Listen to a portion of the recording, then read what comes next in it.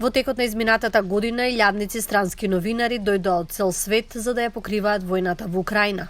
Украинските новинари исто така патуваа во борбените зони, заменувајќи ги своите позиции од новинари специјализирани за одредена област во дописници од воена зона. Повеќе од 10 новинари беа убиени додека известувале, а многу други беа тешко повредени. Новинарите ветерани велат дека војната не е како ниедна друга војна во последно време. Бев долу во Бахмут и Соледар пред околу 2 недели, да бидам искрен, тоа е премногу во споредба со многу војни што ги покривав. Граѓански војни и мали групи бунтовници кои се борат против армијата. Но ова е тотална војна, знаете, многу тешка артилерија.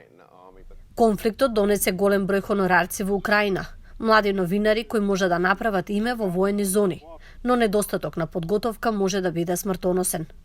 Клубот Frontline и други групи за поддршка на медиумите, како Центар за слобода на печатот во Лавов во Западна Украина, се обидуваат да ги ублажат ризиците.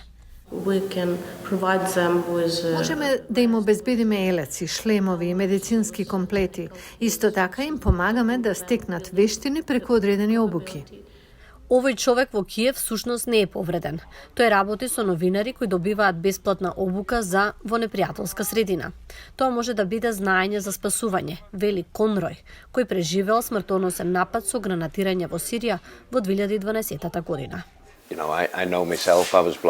За мене медицинската страна е критична. Вие го спасувате животот. Можно е. Но нема начин да се спречат сите повреди или смртни случаи на терен, без разлика колку добро се обучени новинарите. А некои велат дека вреди да се ризикува. Не постои навистина безбеден начин да се биде во војна, особено во оваа бидејќи е брутална. Има жртви, цивили, нивните куќи се застрелани со проектили. Како и многу украински новинари, Килчелко ја гледа својата работа како дел од војните напори. Генерално, целта на новинарството е да презентира неутрални информации во конфликт. Но Килчелко верува дека информирањето за страдањата на цивилите во Украина може да биде важно за нивниот опстанок како нација.